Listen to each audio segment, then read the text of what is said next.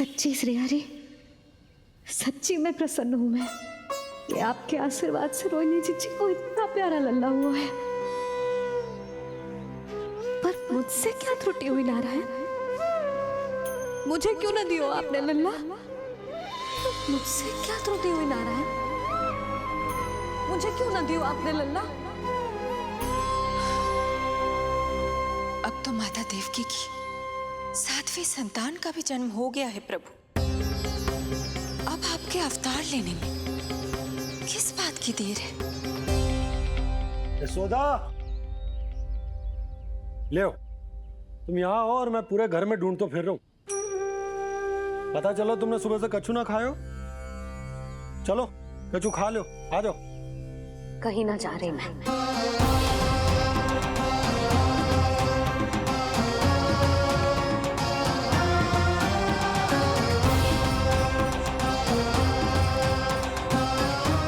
क्या होगा? हरि को बांध के बैठी हूँ। जब तक मेरे प्रश्नों के उत्तर ना देंगे, ना कहीं जाऊंगी, ना कछु खाऊंगी। कौन से प्रश्न और कैसे उत्तर?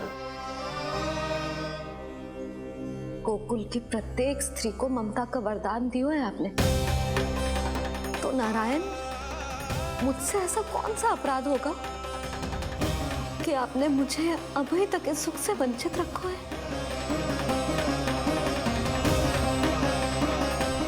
आज बोलना पड़ेगा प्रभु, बताना पड़ेगा कि आपने मुझे लल्ला क्यों न दी।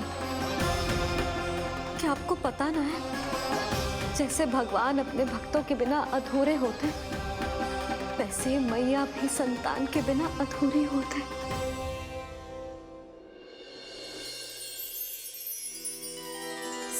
साचा सुमिरन सबसे हरि को, साचा है हरि नाम, जिनकी कृपा से बन जाते हैं सबके बिगड़े काम। साचा सुमिरन। प्रभु, मैया यशोदा उसी वेदना का अनुभव कर रही है जिसका अनुभव उन्होंने पिछले जन्म में माता धारा के रूप में किया था। आपका कथन सत्य है देवी। अब मैया यशोदा को उनके कष्ट से मुक्ति दिलाने का समय आ गया है।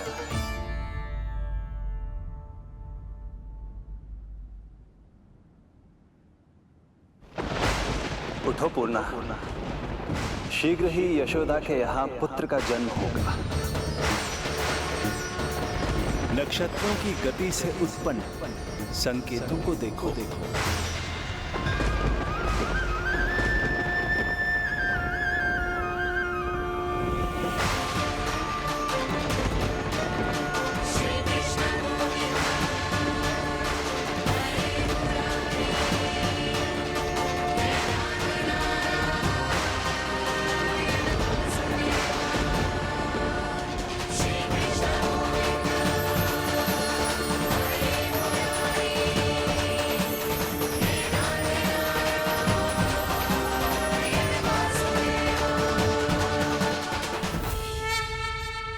इतने विशेष कार्य के लिए इनका चुनाव। ये देवी कौन है प्रभु? ये मेरे भविष्य में होने वाले गुरु महर्षि संदीपनी की माता हैं देवी। अपने ज्ञान के कारण गोकुल वासियों की श्रद्धेय हैं। यदि मेरे आगमन की सूचना मैया यशोदा को ये देंगी तो ही मैया विश्वास करेंगी।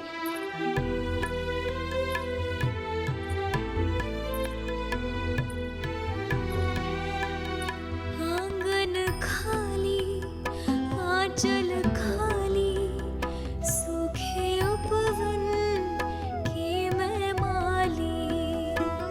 क्यों ना मेरे भाग में ललना, क्या मेरे घर ना एगो पलना। तृष्णा करो, इतना मुझको मिलेगा ना एक क्षण भी शयन को।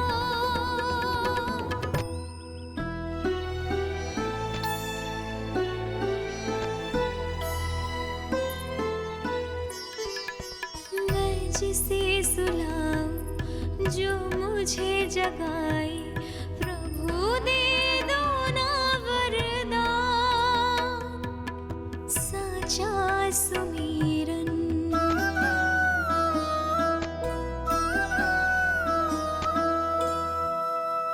मुख पे ना मेरे जब तक ममता की मुस्कान खिलेगी, तुमको भी न तब तक भोग में तुम्हारी अति प्रिय खीर मिलेगी। कसम प्रभु तुम्हें दे रही जसोदा, माखन भोग लगेगा तीखा, इस दुखियारी की विनती का रखोगे जो नामान,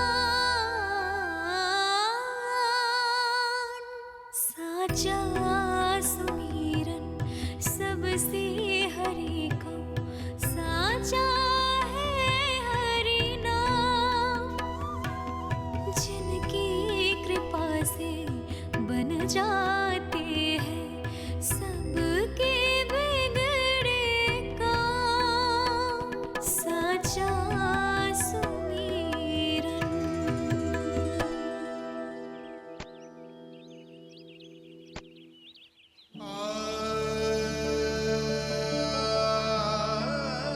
यशोदा, मैं तुम्हारी व्यथा समझ रहा हूं, पर खाना छोड़ना अच्छी बात ना है। श्री हरि तुम्हारी पुकार अवश्य सुनेंगे, भरोसा रखो। लो, कछु खा लो। भगवान से हट करना सही बात ना ही यशोदा। भूखे प्यासे रहे प्राण देने हैं क्या? यशोदा,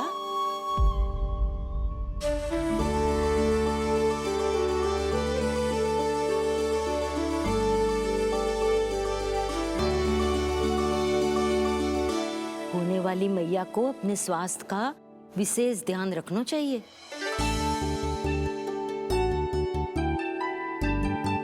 खाना खा, बहुत जग देखती मती रहे, विश्वास कर। नक्षत्रों की गति देखी है मैंने। पूनम मौसी, क्या सच्ची?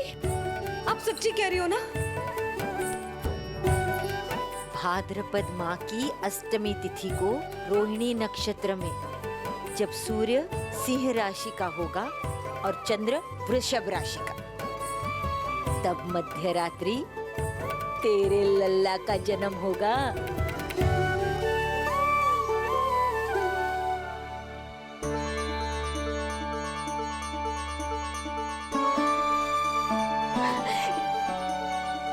इतने वर्षों में कभी किसी ऋषि मुनि, किसी ज्ञानी ने हमें ऐसी आशा ना दी।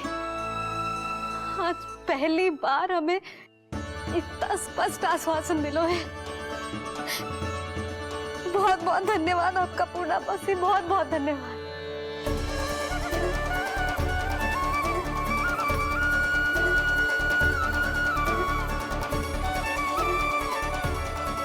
ना, मौसी को धन्यवाद ना देते लाली, मौसी से आशीर्वाद लेते हैं। ला, लड्डू ला।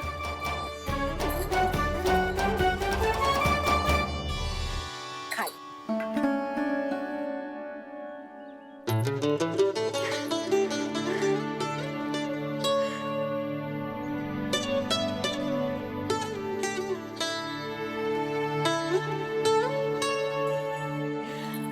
बस अब तुझे केवल उस क्षण की प्रतीक्षा करनी है। मैं मैया बनने वाली हूँ। सुना आपने, मैं मैया बनने वाली हूँ। आप बाबा बनने वाले हैं। श्री हरि ने कृपा कर दी हम पर। तुम्हारे प्रश्नों के उत्तर दे दिए नारायण ने। चलो अब शीघ्रता से भोजन कर लो। मैं जा रही हूँ रोहिणी जीजी को बताने। अरे पर भोजन। पूर्णा मौसी जो कह देती है वो हो के रहता है।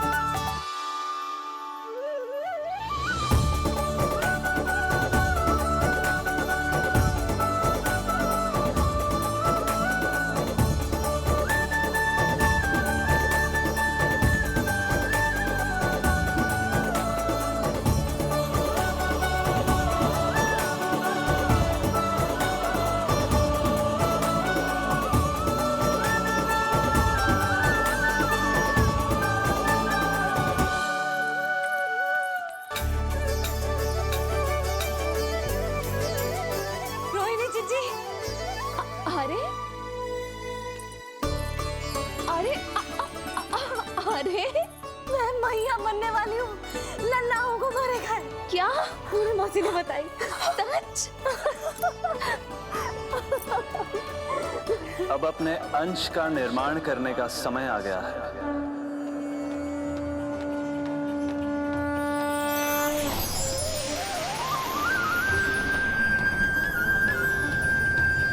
वसुदेव सुतं देवं कंसचाणूरमर्दनम्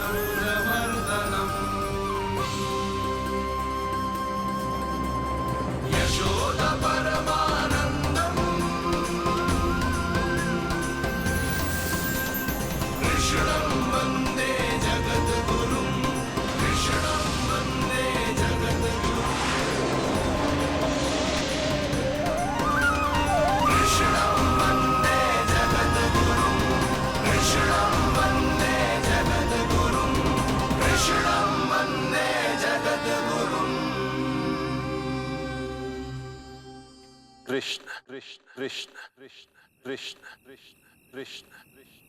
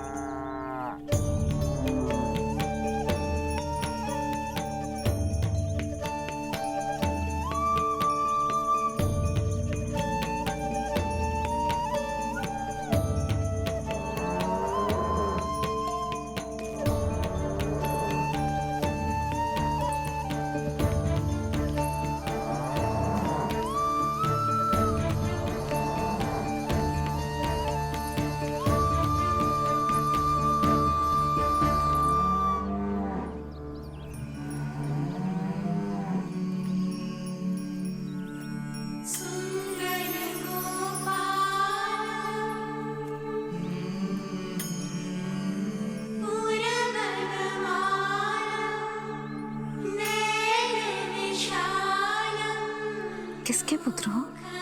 आपका।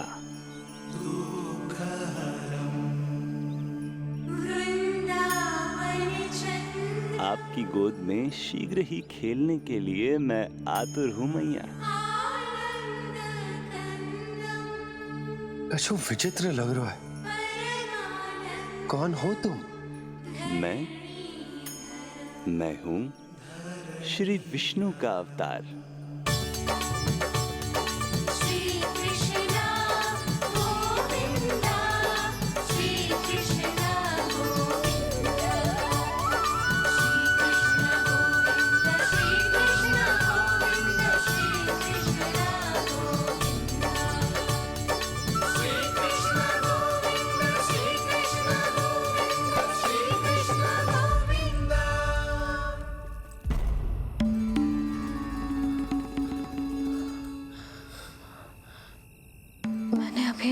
स्वप्न देखो।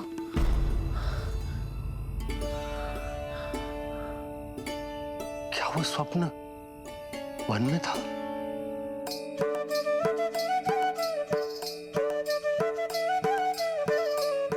क्या मैं सत्य में श्रीमन नारायण की मैया बनने वाली हूँ?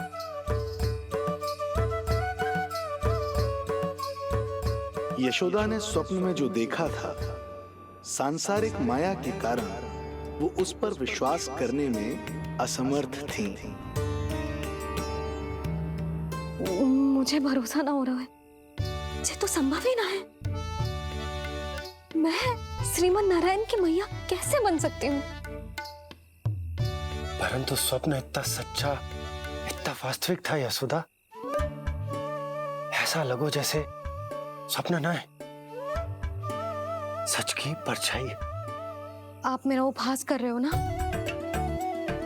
अरे कल तक तो ये भी ना पता था कि मैं कभी मैया भी बन पाऊंगी कि ना, और आज आप कह रहे हो कि श्रीमन नारायण स्वयं मेरी कोख से जन्म लेंगे। ना ना, ऐसे उल्टे सीधे विचार मेरे मन में मत ही डालो आप।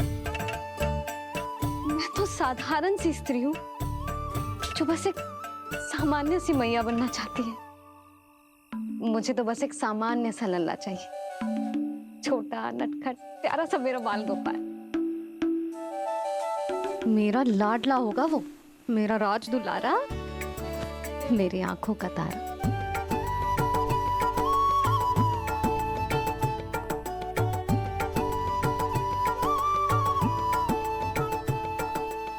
मैया यशोदा और बाबा नंद का वात्सल्य प्रेम इतना अधिक था कि उनका मन इस अद्भुत घटना पर विश्वास करने को तैयार ही नहीं था। जिस स्वप्न को सत्य समझना था, उसे मिथ्या मानकर भुला दिया उन्होंने। किंतु श्रीमन नारायण को आना ही था। स्वप्न साकार करने वाले को ही तो भगवान कहते हैं।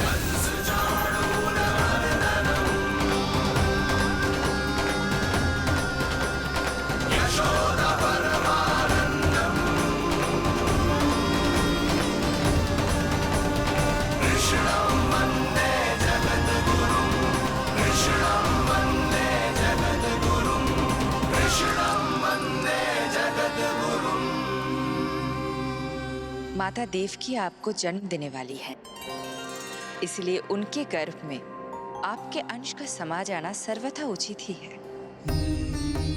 किंतु मैया यशोदा के हृदय में आपने अपने अंश का एक भाग स्थापित किया है। इसका अवश्य ही कोई ना कोई कारण होगा। मेरे अंश के ये दोनों भाग तन और आत्मा हैं देवी। माता देवकी मेरे तन को जन्म देंगी, किंतु मेरी आत्मा का जन्म मैया यशोदा के हृदय से होगा। जब मैया प्रथम बार मुझे अपने हाथों में थामेंगी, मेरे अवतार की आत्मा और तन एक दूसरे से जा मिलेंगे और तभी मेरा अवतार पूर्ण होगा। मैं और यशोमती मैया एक दूसरे के साथ हृदय से जुड़ेंगे। इसीलिए समस्त संसार में हम दोनों की जोड़ी एक माता पुत्र की अद्भुत जोड़ी के रूप में जानी जाएगी।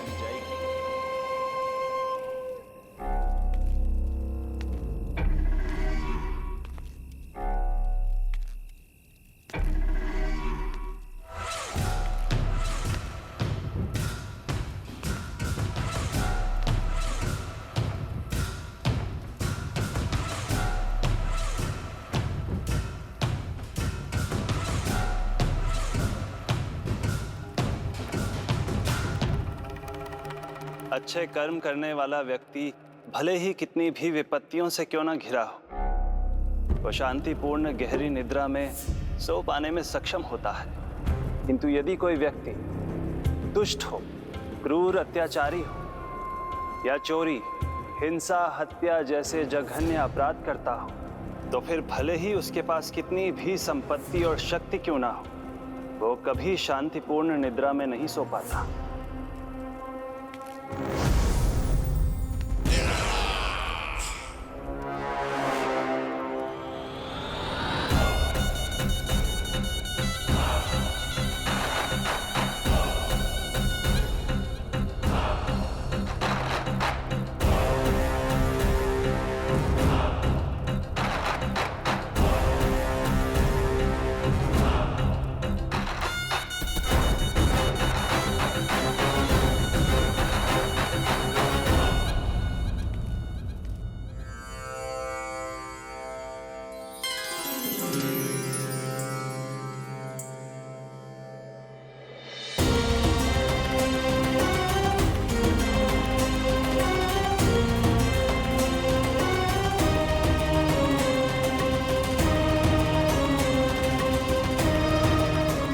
अब आप अपने अंश का निर्माण कीजिए देवी, ताकि जब मैं माता देवकी के 8वें पुत्र के रूप में अवतार लूं, तो आप भी मैया यशोदा की पुत्री के रूप में जन्म ले पाए।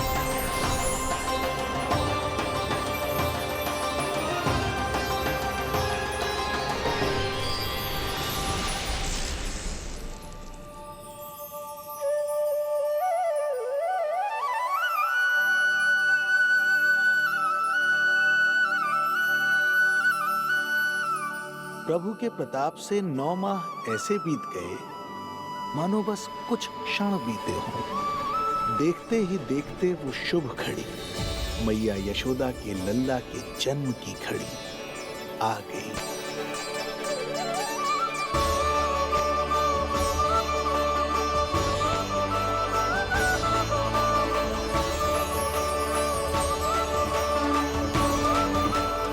भाद्रपद माह की अष्टमी तिथि।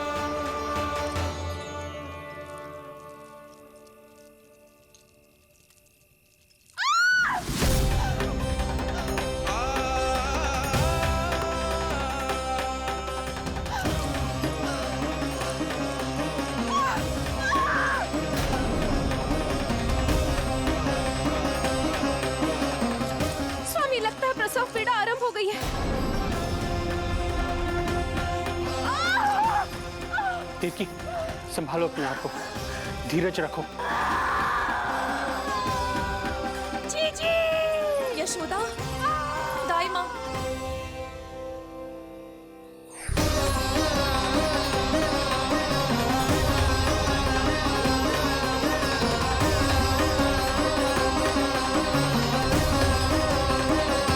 रोहिणी नक्षत्र, रोहिणी नक्षत्र।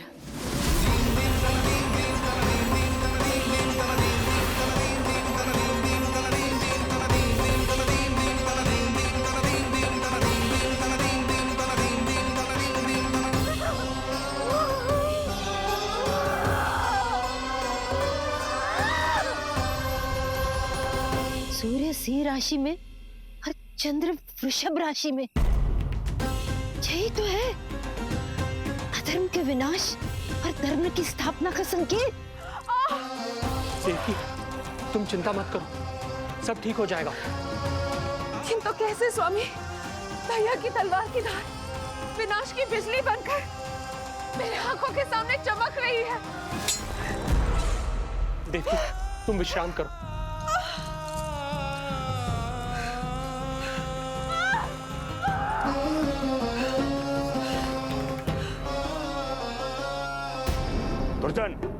जाओ फिर से देखो, मुझे पल पल का समाचार चाहिए।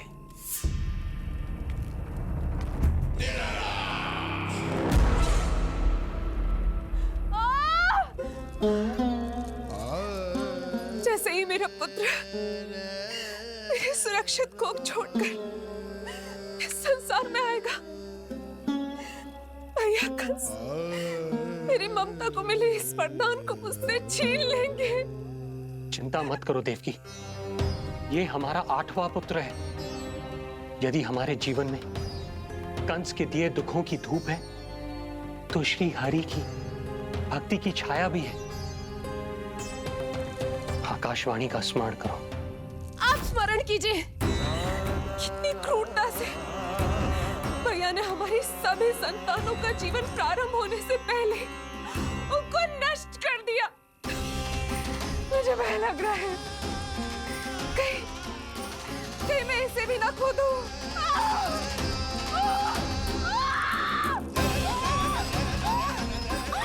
अब और प्रतीक्षा ना हो पाएगी मुझसे, अब और प्रतीक्षा ना हो पाएगी।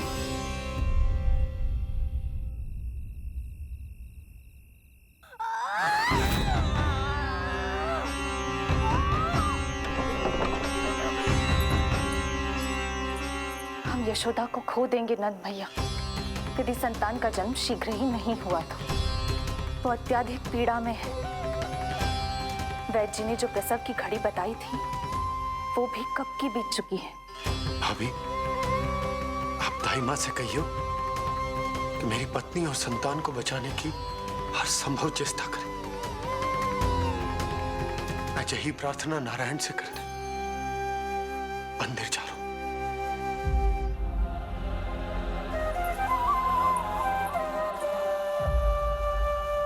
प्रभु, मैया योग माया को जन्म क्यों नहीं दे रही है?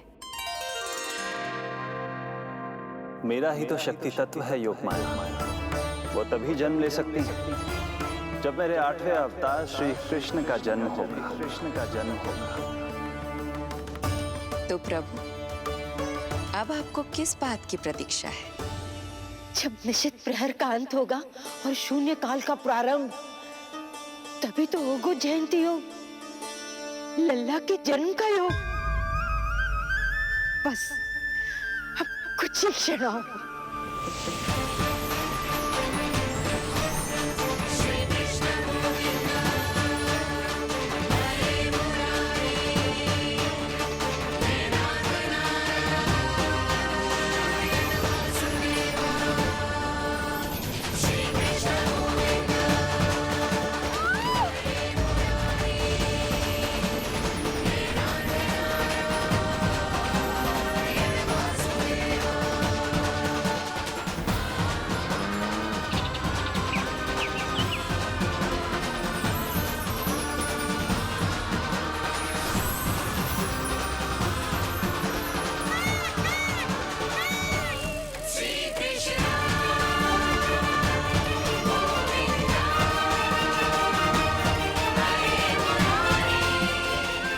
युग की सबसे शुभ घड़ी आ गई।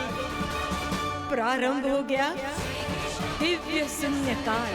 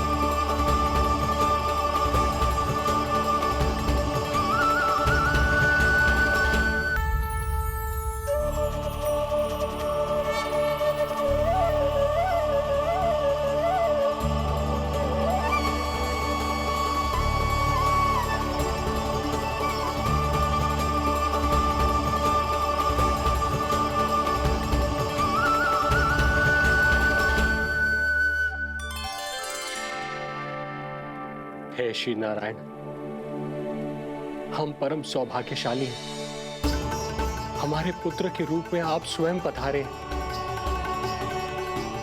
यदि मैं कारागार से बाहर होता तो ब्राह्मणों को 10 सहस्त्र गायों का दान करता, किंतु प्रभु मैं बंधन में हूं। प्रभु, कंस को जैसे ही आपके आगमन का समाचार ज्ञात होगा, आपके प्राण हरने वो तुरंत अपनी नग्न तलवार लहराते हुए चला आएगा। हे दीनदयाल, आप तो भक्तों के भय का नाश करने वाले हैं, परंतु प्रत्येक क्षण मेरा भय और भी बढ़ता जा रहा है। मेरे क्रूर भाई ने निरंतर मेरी ममता की हत्या की है। तो अब और नहीं प्रभु, आप कोई ऐसी लीला दिखाई ताकि उस पापी को आपके जन्म के विषय में पता ही ना चल पाए। आपके इस अलौकिक चतुर्भुज रूप का समाचार उनके क्रोध की ज्वाला को और भड़का देगा और वो आपका वध करने के लिए सेना सहित यहाँ आ जाएंगे। इसीलिए हे जगदीश, आप सामान्य बालक के रूप में प्रकट हो जाइए ताकि मैं आपको छुपाने की चेष्टा कर सकूं। या मैं कंस को यह विश्वास दिलाने का प्रयास कर सकूं कि उन्हें आपसे कोई संकट नहीं।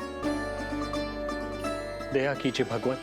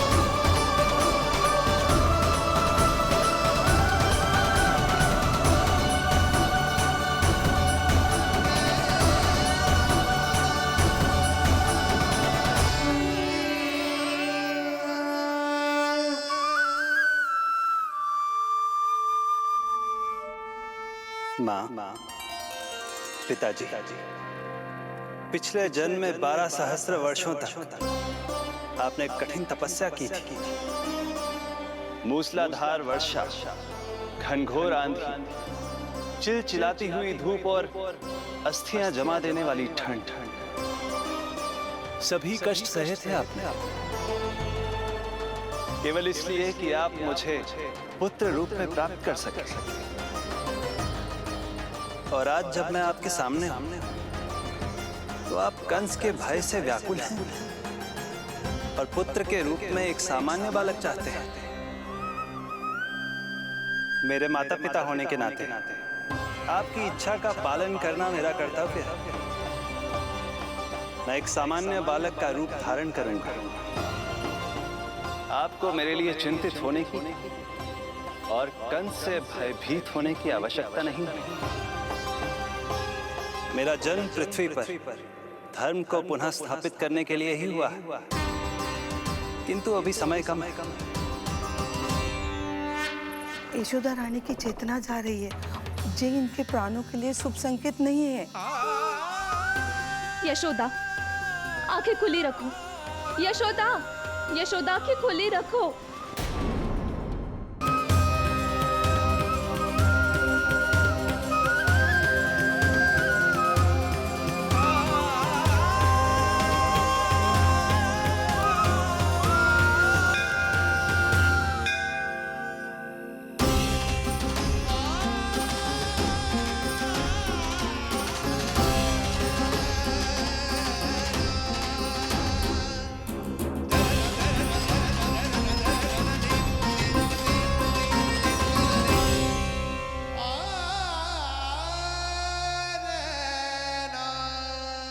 पिताजी, इससे पहले कि कंस यहाँ आए, आप मुझे लेकर यमुना पार चले जाइए।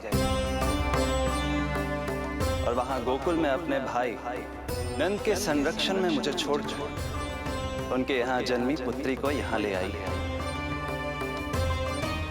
उसके प्राणों की चिंता मत कीजिए मां। जो हो रहा है मेरी ही लीला है।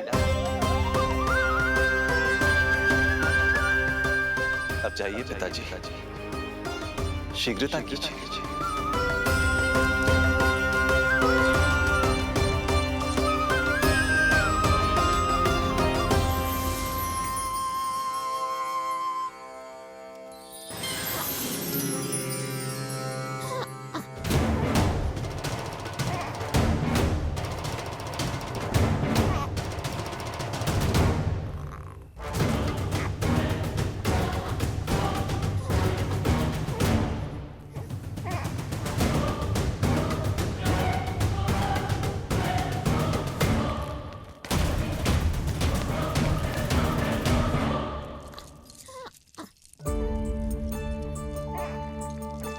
प्रभु,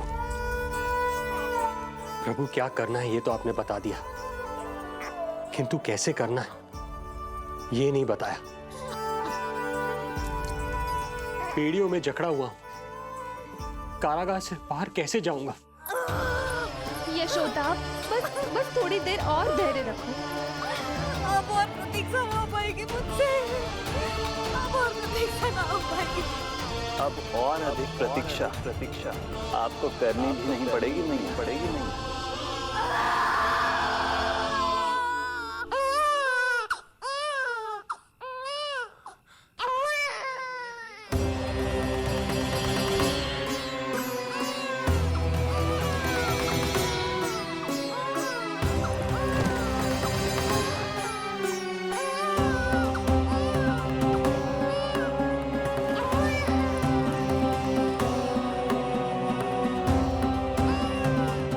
योगमाया को जन्म देते ही मैया यशोदा अचेत हो गई, किंतु अपनी सुध-बुध खोने वाली वो अकेली नहीं थी। इससे पहले कि कोई नन्ही योगमाया को दृष्टि भर कर देख पाता, संपूर्ण गोकुल उनकी किलकारियों के प्रभाव से गहरी निद्रा में सो गया। योग माया को जन्म दे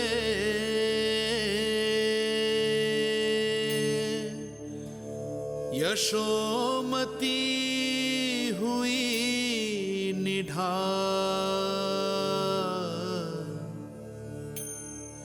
कोख जनी ना लख सकी, समय की ऐसी चाल,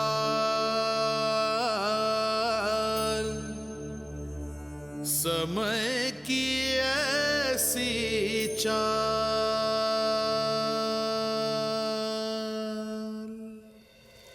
उधर मथुरा में वसुदेव अचरज में थे कि नन्हे प्रभु को बंदी गृह से बाहर कैसे निकाला जाए। अब केवल श्री विष्णु की माया ही इनकी सहायता कर सकती थी। प्रभु की आज्ञा का पालन कैसे संभव होगा? संपूर्ण कारागार पहरेदारों से भरा पड़ा है।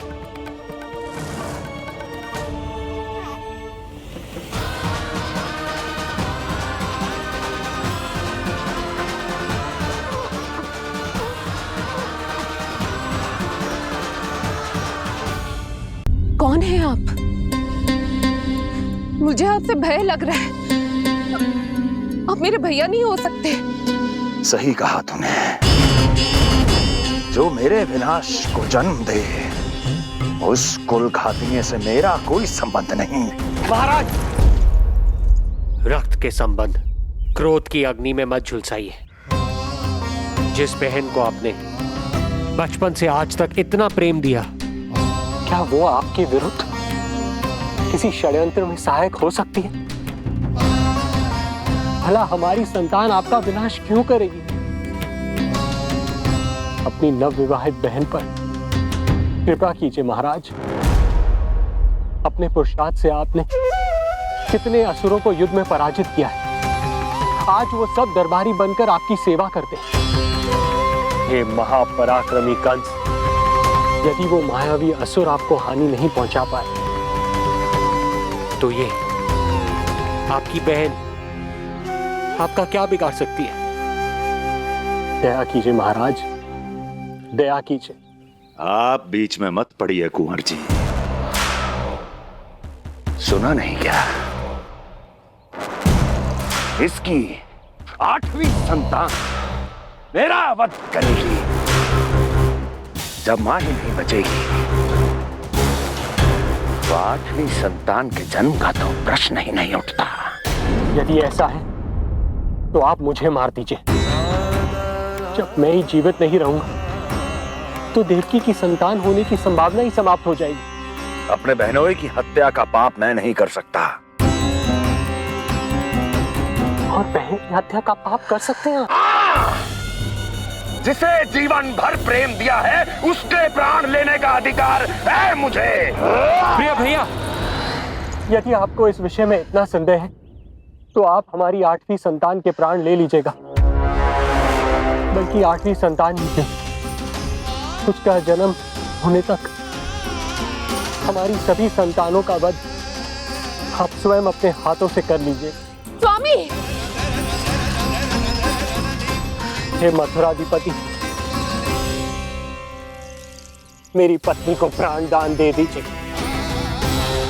मैं महाराज शूरसेन का पुत्र वसुदेव आपको वचन देता हूं, अपनी 8 संतानों को जन्म लेते ही स्वयं आपके सामने प्रस्तुत करूंगा। अपनी 8 संतानों को जन्म लेते ही स्वयं आपके सामने प्रस्तुत करूंगा।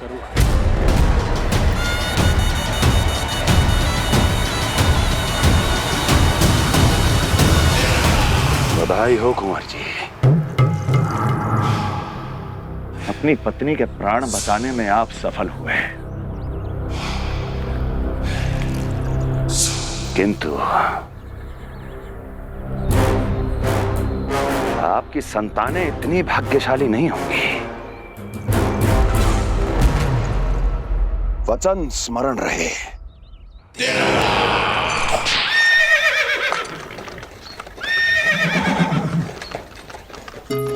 इस तरह रक्त की प्यासी कंस की तलवार की छाया में देवकी और वसुदेव का वैवाहिक जीवन प्रारंभ हुआ। जब कंस की निर्ममता और वसुदेव के वचन का ये दुखद समाचार गोकुल पहुंचा तो हे नारायण, अर्थात राजा वसुदेव यदि कंस के सामने गिड़गिड़ाते नहीं तो रानी देवकी के प्राण चले जाते। हाँ नंदराज, और अब वो दोनों कंस के महल में हैं, किंतु वो महल भी उनके लिए किसी बंदीगृह से कम नहीं है।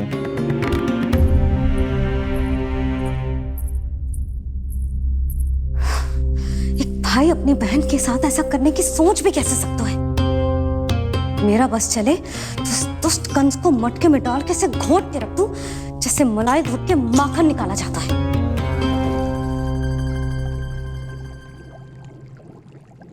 ना, माखन ना, जे कंस तो कीड़ा है। इसे तो पटक पटक के ऐसे मारना चाहिए जैसे कीड़ा निकालने के लिए धान के गट्ठर को पटका जाता है।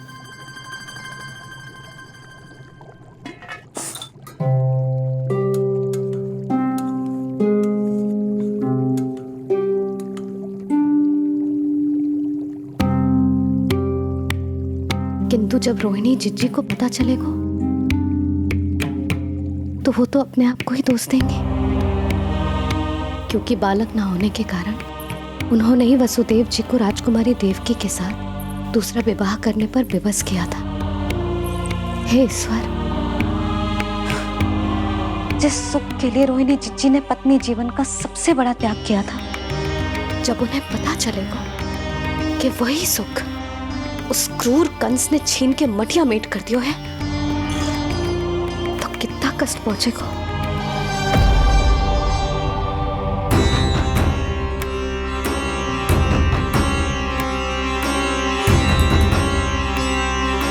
रोहिणी जीजी,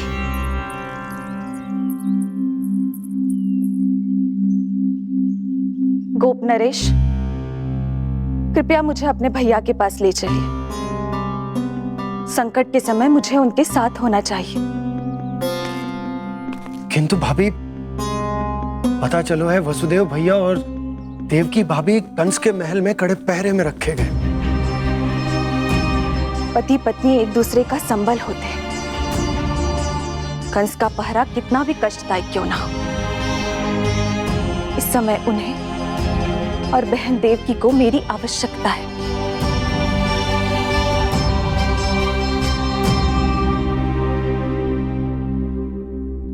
ये मेरी व्यवस्था है। ये यादव कुलदीपक होकर भी आपको इस महल में बंदियों की तरह रहना पड़ रहा है, और मैं कुछ कर भी नहीं पा रही। काश आपने मुझसे विवाह ही ना किया होता। तो क्या मैं अपने भाग्य से भाग पाता देवकी? पूर्व जन्म के कर्मों के फलस्वरूप जो हमारी नियति में लिखा है वो तो हमें भोगना ही है। श्री हरि क्या करते हैं, कब और क्यों करते हैं, ये दुख हमारे जीवन में किस उद्देश्य से आए हैं, इन रहस्यों का पता लगा पाना हम मानवों के लिए संभव नहीं है देवकी।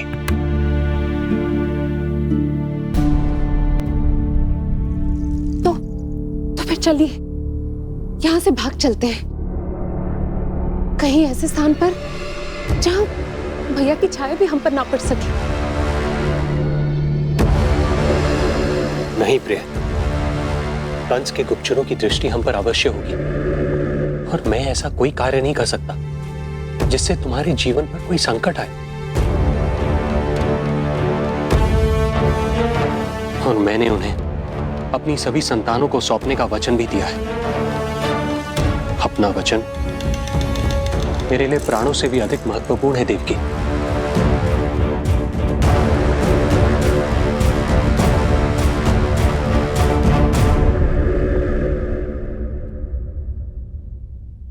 राजन, राजकुमारी, गोकुल से रानी रोहिणी और गोपराज नंद पधारे हैं।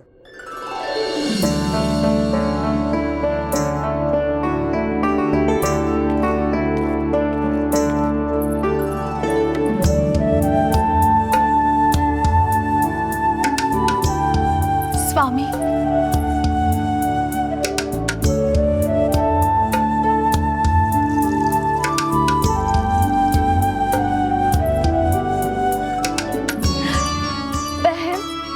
दीदी,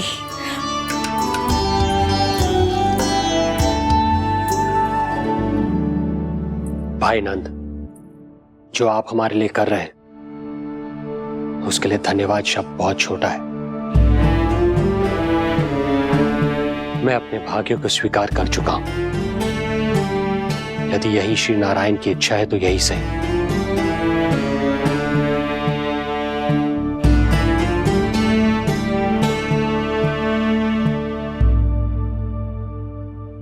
भाई नंद, इस समय मथुरा का वातावरण अनुकूल नहीं है, आपको जाना चाहिए। यशोदा भाभी भी चिंतित हो रही होंगी, उनसे कहिएगा हम यहां सुरक्षित हैं अभी तक।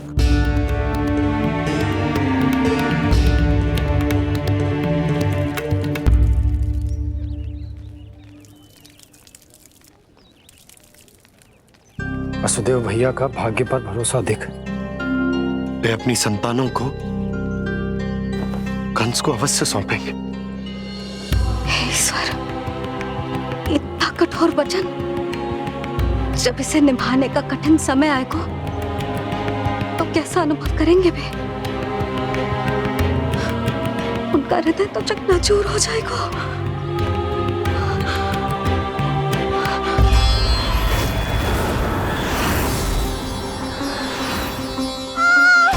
सब्र करो, सब ठीक हो जाएगा। देवकी, मैं महाराज शूरसेन का पुत्र वसुदेव आपको वचन देता हूं, अपनी 8 संतानों को जन्म देते ही स्वयं आपके सामने प्रस्तुत करूंगा।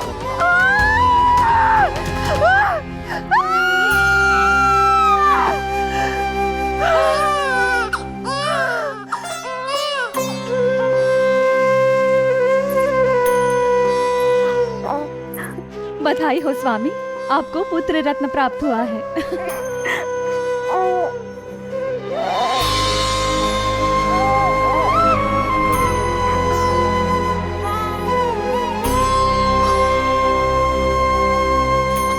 महाराज को पता चला तो क्या होगा?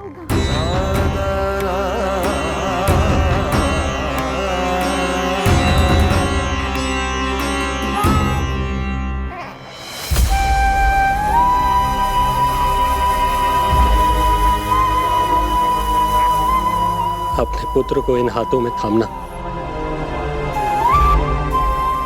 कितने वर्षों से इस पल की प्रतीक्षा कर रहा था मैं, और आज जब यह पल आया है, मेरी आंखों में दुख के आंसू हैं। एक पिता जब प्रथम बार अपनी संतान को गोद में उठाता है तो सबसे पहले यह सोचता है कि उसे क्या नाम दूं, उसका सुनहरा भविष्य कैसे सुनिश्चित करे। किंतु मैं वो भाग्यहीन पिता हूं जो अपने पुत्र का भविष्य मृत्यु के अंधकार में डुबोने जा रहा है। मैं इसे नाम देकर क्या करूंगा?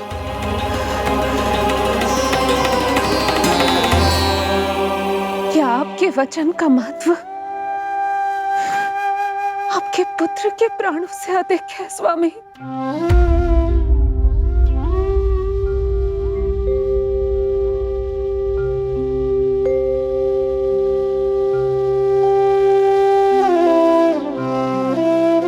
श्री नारायण का दूसरा नाम सत्य होता है देवकी। तुम ही कहो, मैं श्री नारायण से विमुख कैसे हो जाऊं? मुझे अपना वचन निभाना ही होगा। हृदय के टुकड़े टुकड़े क्यों ना हो जाए, मुझे इसे कंस तक ले जाना ही होगा।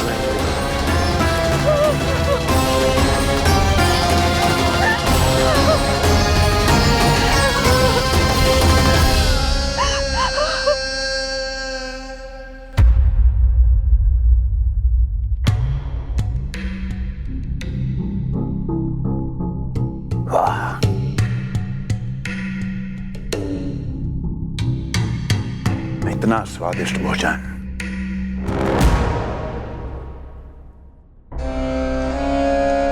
किसी विशेष इच्छा की पूर्ति के लिए मुझे सम्मोहित तो नहीं करना चाहती?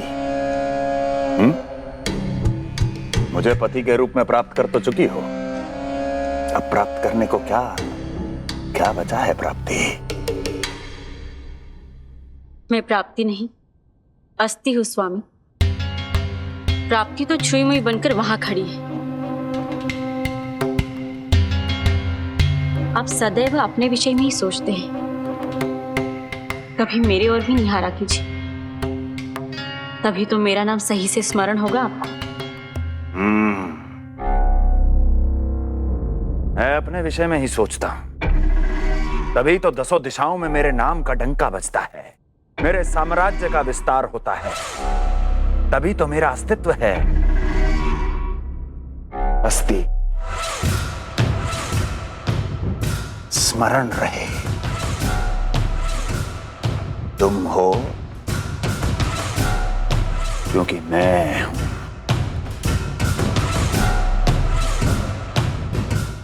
वन में यदि सिंह न हो तो उसके आश्रिति पर गीदड़ भी आक्रमण कर देते हैं। सिंह कभी अपने शत्रु को एक क्षण भी जीवित नहीं छोड़ता महाराज। आपने तो छोड़ दिया देवकी को। सिंह नहीं, आप वो गाय हैं जो अपनी कसाई से अथाह प्रेम करती है।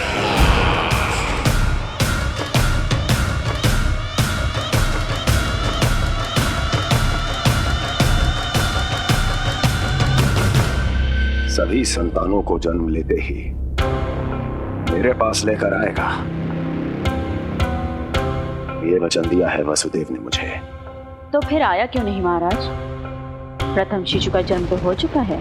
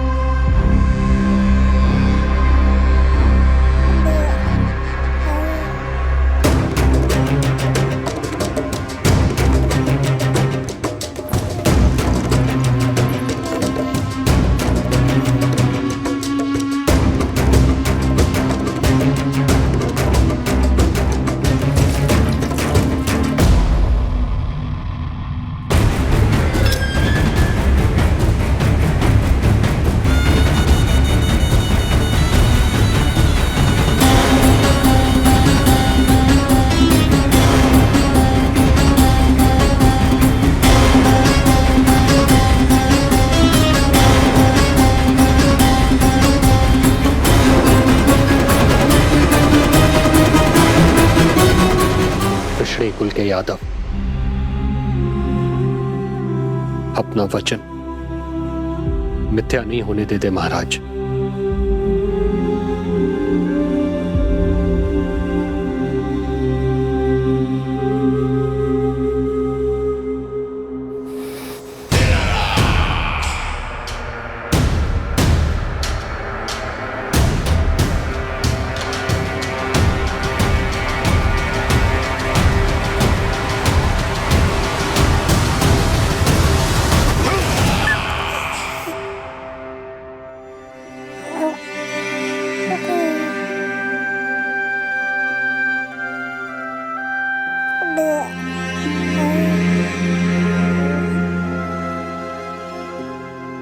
ये देवकी का पुत्र है, मेरी बहन जो मुझे प्रिय हुआ करती थी, उसका प्रथम पुत्र है ये, मेरा प्रथम भांजा।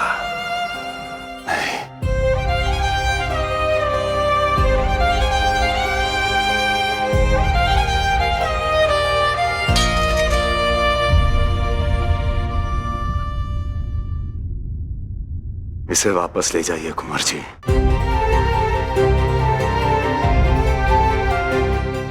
देवकी की प्रथम संतान से मुझे कोई संकट नहीं।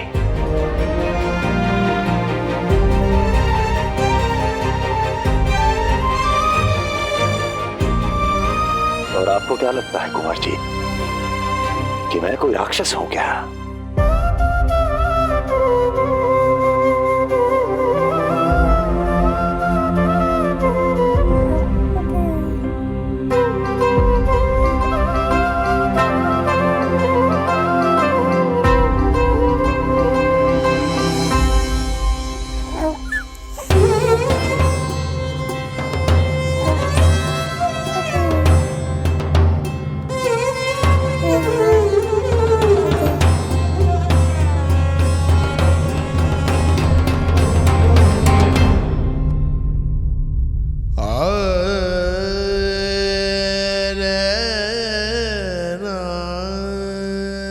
तो उसे अपनी गोद पे भी नहीं उठा पाई थी दीदी।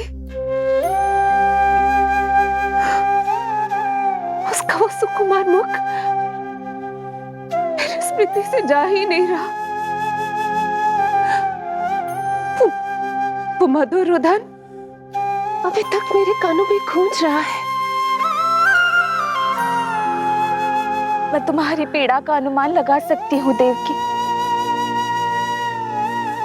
मैंने उसे जन्म नहीं दिया था, फिर भी मेरे कान अभी तक उसके रुदन की ध्वनि सुन रहे हैं। क्योंकि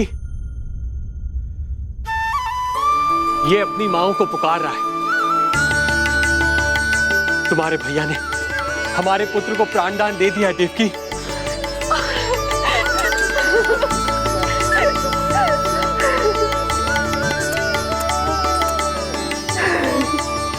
स्वामी, अब अपने पुत्र का नामकरण कीजिए। इसे ऐसा नाम दीजिए कि इसका भविष्य यश और कीर्ति से परिपूर्ण हो। कीर्तिमान कीर्तिमान होगा इसका नाम।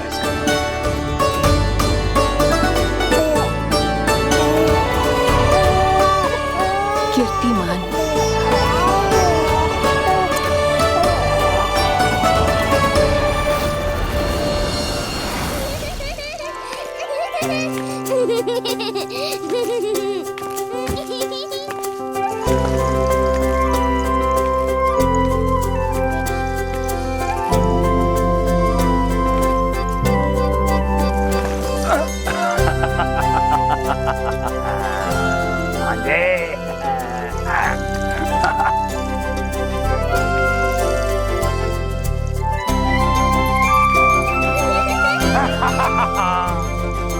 भांजे भांजे, मामा से बचना असंभव है। मामा जी आपकी भुजाओं में कितना बल है, मुझे पीड़ा हो रही है। मेरा दूसरा हाथ पकड़ लीजिए। तुझे पीड़ा हो रही है? ये ले।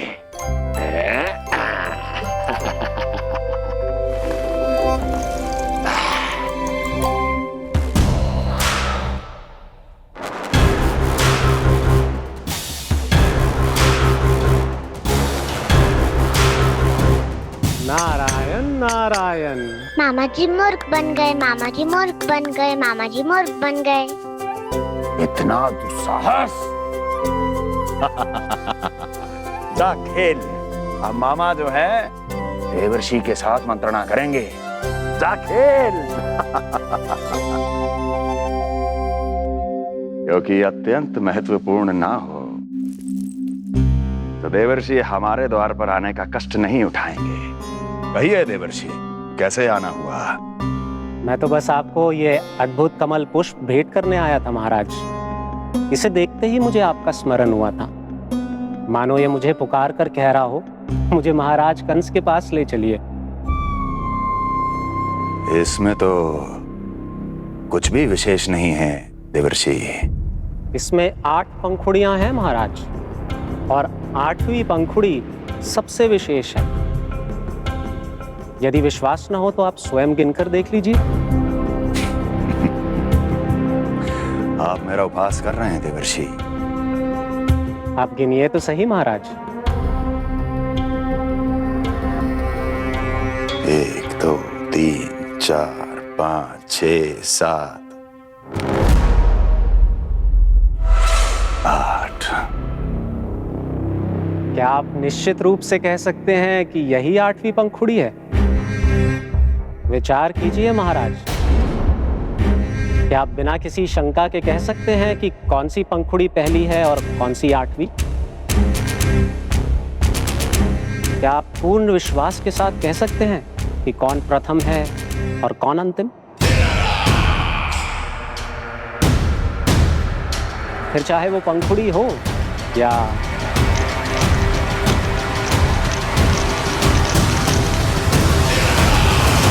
सावधान करने के लिए धन्यवाद देवर्षि। कंस के साथ धोखा करने वाले को अति भीषण दंड मिलेगा। भविष्य में ऐसी कल्पना मात्र से ही मेरे शत्रु भय से कांप उठेंगे। मथुरा नरेश, मैं तो मात्र पंखुड़ियों की बात कर रहा था। यदि आपने कुछ और समझ लिया है तो उसका उत्तरदायित्व मेरा नहीं है। नारायण नारायण।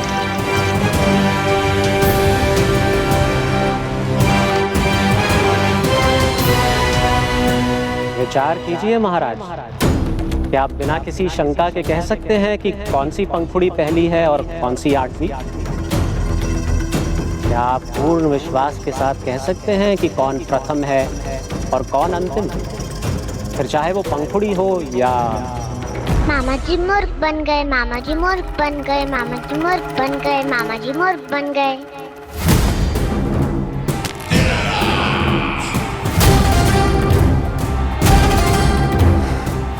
कंस को कोई मूर्ख नहीं बना सकता। कीर्तिमान। जी मामा जी। क्रोध काम लोभ मद मोह मत्सर, क्रोध काम लोभ मद मोह मत्सर, क्रोध काम लोभ। मामा मामा जी मुझे दर्द हो रहा है।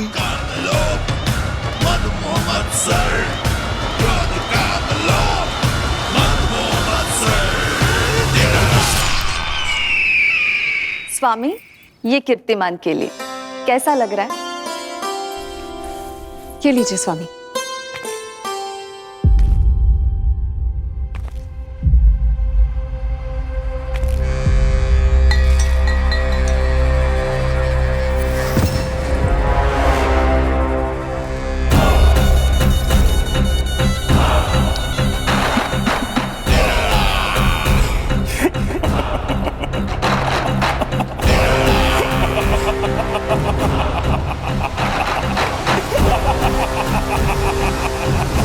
नेत्रों के सामने अपनी संतान की हत्या होते हुए देखना कितना पीड़ादायक रहा होगा ये दृश्य।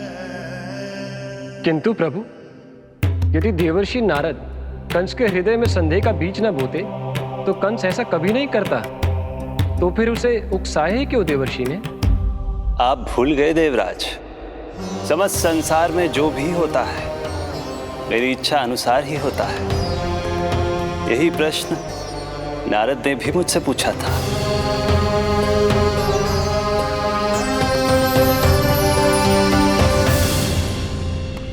नारायण नारायण।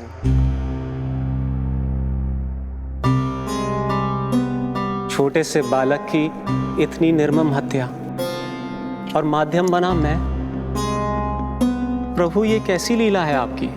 अभी तो देवकी की 5 और संतानों की हत्या होना शेष है नारद। अब से कंस शिशुओं के जन्म लेते ही उनकी हत्या कर देगा।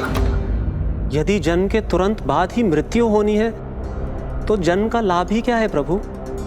यही विधि का विधान है नारद। कीर्तिमान और शेष 5 बच्चे श्रापग्रस्त हैं। जन्म के कर्मों के अनुसार अल्पायु होना उनकी नियति है।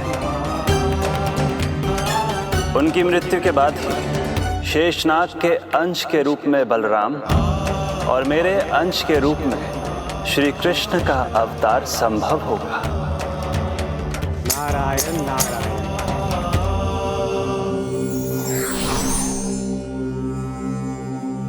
देवकी के पुत्र एक के बाद एक जन्म लेते रहे और उनकी हत्या कर कंस अपने पापों की संख्या में वृद्धि करता रहा।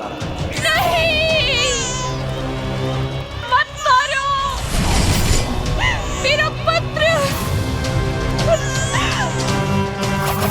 मेरा पुत्र!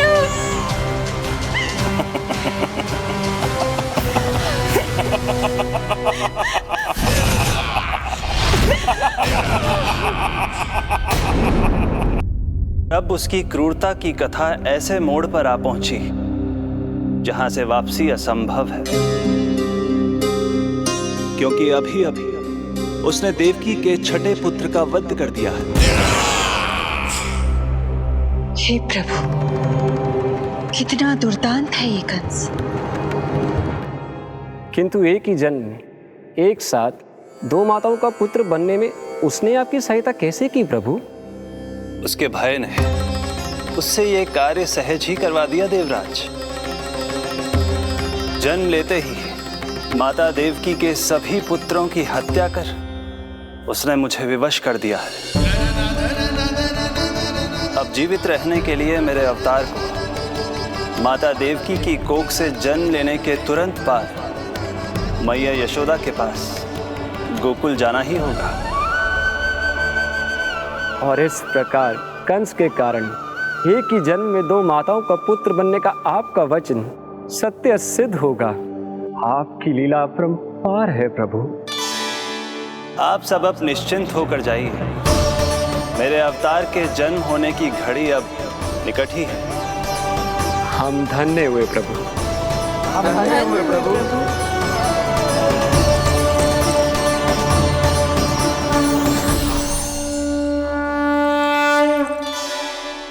मुझे तो अभी से मैया यशोदा के साथ आपको खेलते हुए देखने की उत्सुकता हो रही है। उनकी प्रवृत्ति कितनी निराली है। क्रोध ना करो तो क्या करो? देखिए इसकी सतानी, फिर चला गया सुलक्षणा के बगीचे में फूल खाने। और आपको तो पता है ना सुलक्षणा का, इतनी सी त्रुटि हो जाए पूरे गांव में बखान करने में कोई कमी ना रखती। और जय की, अरे जब ग्वालिनों को पता चलेगा तो क्या कहेंगी? यही ना कि जसोदा अपने बच्चे को खाना ना देती, भूखा रखे है। सुनो जी, मैं तो कहती हूँ अब ब्याह करा देते इसका। अब वो ही ध्यान रखेगी इसका, केवल पत्नी सुधार सकती है तुझे। तुम इसके बारे में बात कर रही हो कि मेरे बारे में? नहीं, वैसे सारे गोकुल वाले यही कहते हैं कि हमारे घर पर तुम्हारा ही राज चलता है। हे नारायण, ये परिहास की बात है क्या? मैं इतना दबा के रखती हूँ क्या आपको? यशोदा, हास की बात थी, रामू के कारण मुंह से निकल गई। तुझसे तो मैं बात ही ना करूंगी, कर अपने मन की।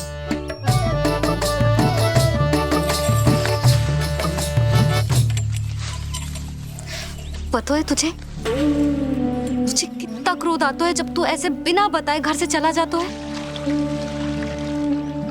प्रेम है जे मेरा, चिंता है मेरी, तुझे कुछ हो जाए तो?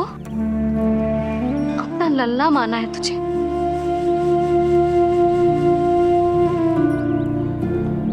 मेरे भाग्य में तो आमन्ना लिखो ही ना है।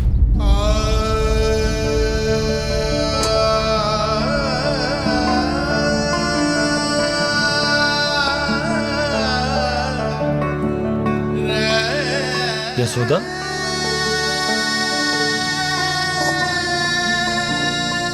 आपको पता है, जब मैं छोटी थी इसके जैसी चंचल थी। गांव वाले कहते थे एक बार बड़ी हो जाएगी अपने आप ठहराव आ जाएगा, ना आयो। फिर बड़े बूढ़े कहने लगे चिंता की कछु बात ना है, एक बार शादी हो जाएगी सब ठीक हो जाएगा। ना हुआ। फिर सबन ने कही एक बार बालक हो जाने दो, गोद भर जाएगी अपने आप परिपक्व हो जाएगी। पर गोद तो भरी ना मेरी, बालक तो हुआ ही ना। उस पर जब जे भी भाग जाता है तो मुझे रह रह के यही स्मरण होता है कि कमी मुझ में ही है, मैं ही किसी बात का ध्यान न रख पाती। संभव है यही कारण से नारायण ने बालक ना दियो मुझे। यदि देते तो बहुत बुरी मैया बनती मैं। यशोदा, क्या होगा तुम्हें? कहाँ की बात कहाँ लेकर जा रही हो तुम?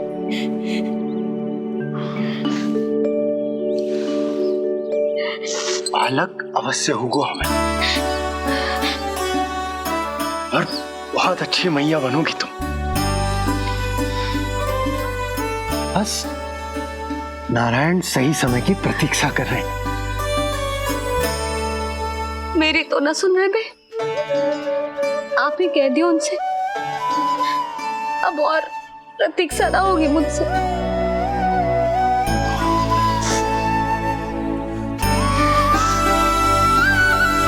नहीं हो रही मैया। तो फिर मैया की इच्छा पूरी कीजिए प्रभु। जिस क्षण की प्रतीक्षा मुझे इतने वर्षों से थी, बस अब वो निकट है। किंतु प्रभु, आपको तो माता देवकी का 8वां पुत्र बनकर जन्म लेना है, तो फिर 7वां पुत्र? धीरज रखिए, धीरज। आपको तो ज्ञात ही है, मेरे यहाँ देर है, अंधेर नहीं। मैं यहाँ तुम दोनों पर आश्रित हूँ यशोदा। भोजन, सुरक्षा, परिवार का अपनापन सब कुछ दिया है तुमने मुझे, किंतु मेरा दुख मुझे एक क्षण भी चैन लेने नहीं देता। मेरे स्वामी और बहन देवकी कितने ही वर्षों से कंस की काल कोठरी में बंदी है। दिन रात नियति के श्राप को सहन करने के अतिरिक्त और कोई उपाय नहीं है उनके पास। ऐसे में मैं सुख की सांस कैसे लूं? कीर्तिमान की हत्या के बाद मेरी सुरक्षा के लिए मेरे स्वामी ने मुझे यहाँ भिजवा दिया चुपचाप, किंतु मेरा हृदय तो वही छूट गया यशोदा। इससे तो अच्छा होता कि मैं भी उसी कारागार में होती, मेरे स्वामी और बहन देवकी का दुख तो साझा कर पाती।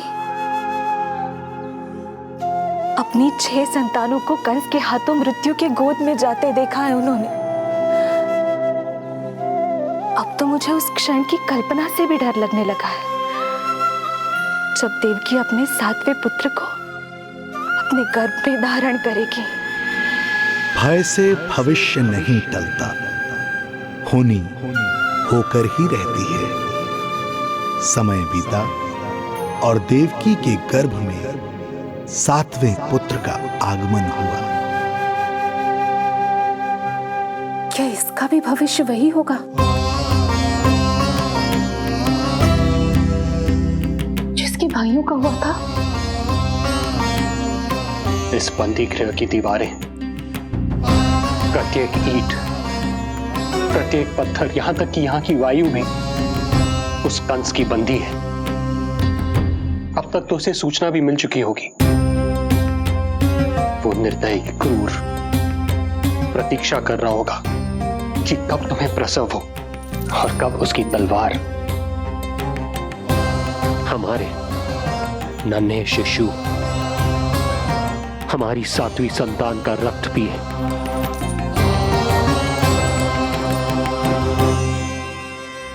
दुर्जन, तुम देवकी की कालकोठरी के बाहर स्वयं उपस्थित रहोगे, प्रत्येक पल 8 प्रहर।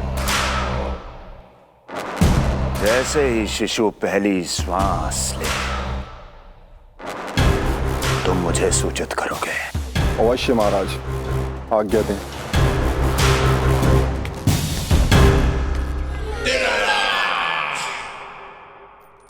कुछ कीजिए स्वामी, कुछ कीजिए।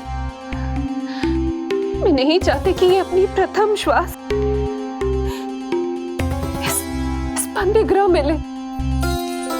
देवकी, विवशता से मेरा कलेजा भी फटा जा रहा है, किंतु इस काल कोठरी में बंद मैं कर ही क्या सकता हूं?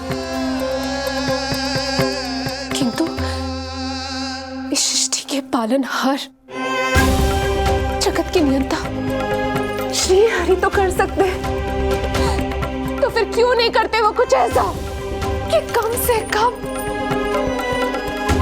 मेरी इस संतान का अंत उतना दुखद ना हो जैसा अन्य संतानों का हुआ था। क्यों नहीं करते वो कुछ हरि, क्यों नहीं करते? बताइए ना स्वामी, क्यों नहीं करते वो, क्यों नहीं करते? जो देवी भविष्य में मेरी मां बनने वाली है, उनकी करुणा भरी पुकार को मैं व्यर्थ कैसे जाने दे सकता हूं? कंस के राक्षस तत्व के अंत के लिए ऐसी माया की आवश्यकता है जो मेरी लीलाओं को क्रियान्वित भी कर दे और उसे भनक भी ना पड़े। ऐसी क्षमता और माया किसके पास है प्रभु?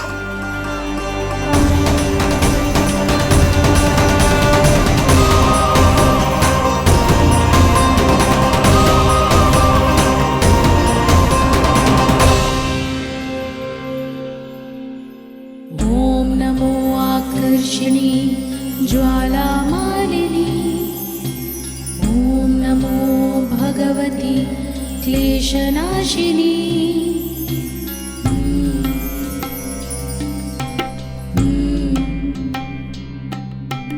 ओम नमो योगमाये सर्वमोहिनी।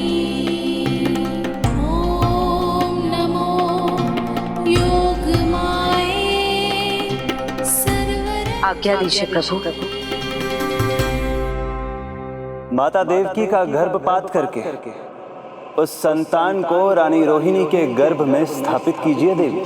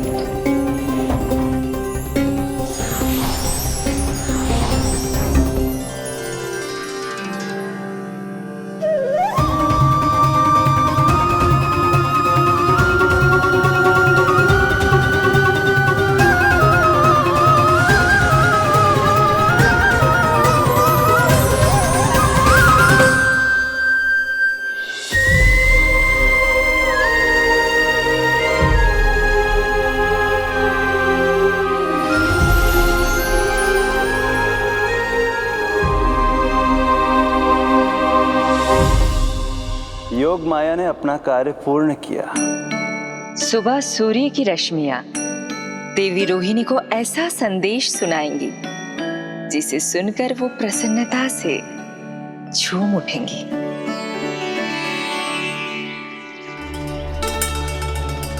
यादव कुल के नए राजकुमार के आगमन पर बहुत बहुत शुभकामनाएं रानी।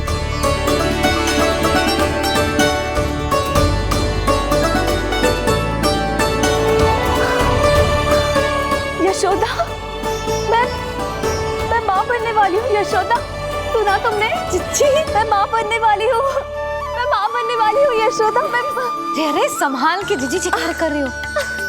बधाई हो चिच्ची, बधाई हो, बहुत बहुत बधाई हो।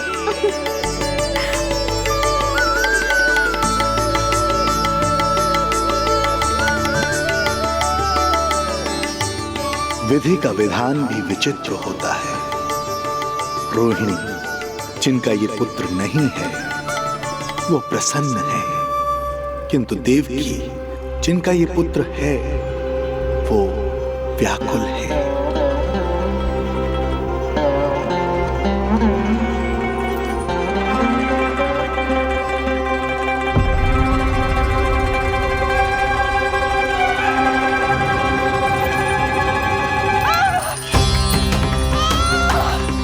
क्या हुआ देवकी?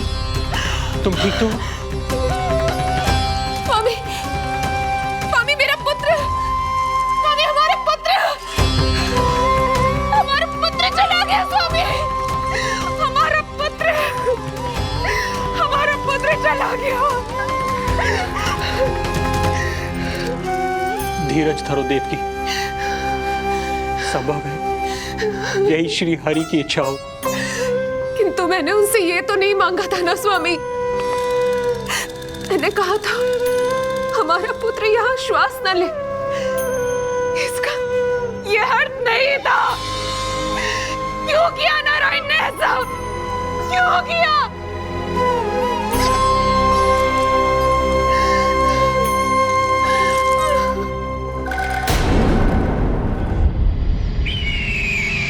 तो ये सत्य है महाराज, राजकुमारी देवकी का गर्भपात हो गया है। बच गया वो शिशु। किंतु यदि मेरे हाथों उसकी मृत्यु होती तो अधिक कष्ट होता उसे। सुख में समय पंख लगाकर उड़ता है। शीघ्र ही रोहिणी के प्रसव का दिन आ पहुंचा और उसने एक स्वस्थ और सुंदर बालक को जन्म दिया।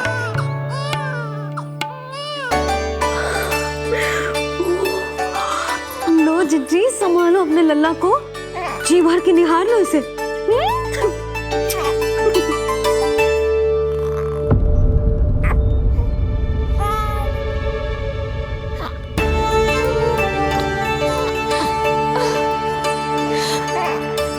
मेरा पुत्र राजकुमार।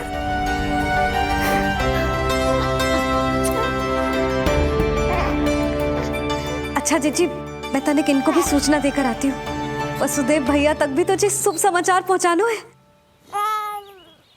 राजकुमार कौन है? हाँ, गोकुल का राजकुमार है। हाँ,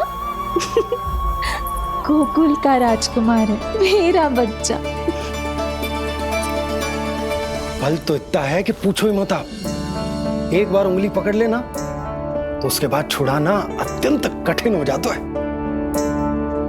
और दृष्टि ऐसी कि एक बार में मन मोही। भगवान श्री राम की भांति सबको प्रसन्न रखतो है। बस तो फिर उसका नाम बल राम रखना। तो फिर उसका नाम बल राम रखना। देवकी, बधाई हो, तुम छोटी मां बन गई। भैया, आप दोनों कछु चिंता न करियो। बलराम का लालन पालन मेरा उत्तरदायित्व है। उसे कछु कमी ना होने दूंगा मैं।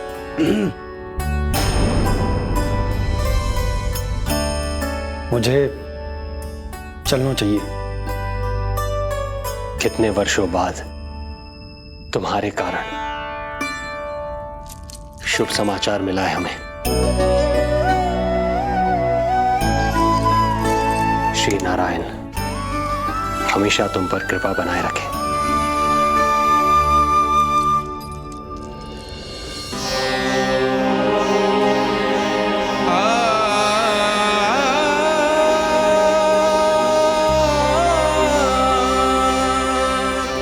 आपको बहुत बहुत बधाई हो स्वामी।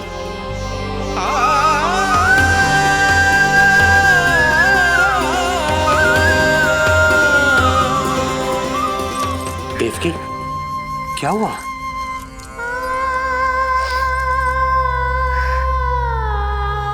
कुछ नहीं। रोहिणी दीदी ने हमको वो सुख दे दिया जो मैं कभी ना दे सकी।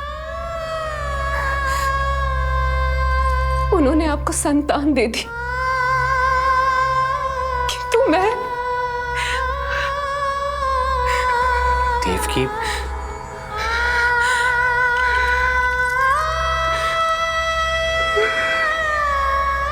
इस समय जो व्यथा माता देवकी की है, वही पीड़ा माता यशोदा की भी है।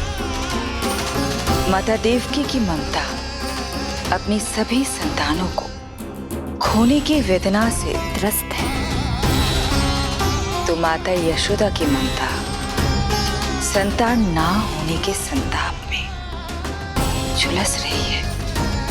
सत्य कहा देवी, मुझे आभास हो रहा है मैया यशोदा का हृदय मुझे अपनी गोद में खिलाने के लिए कितना व्याकुल है।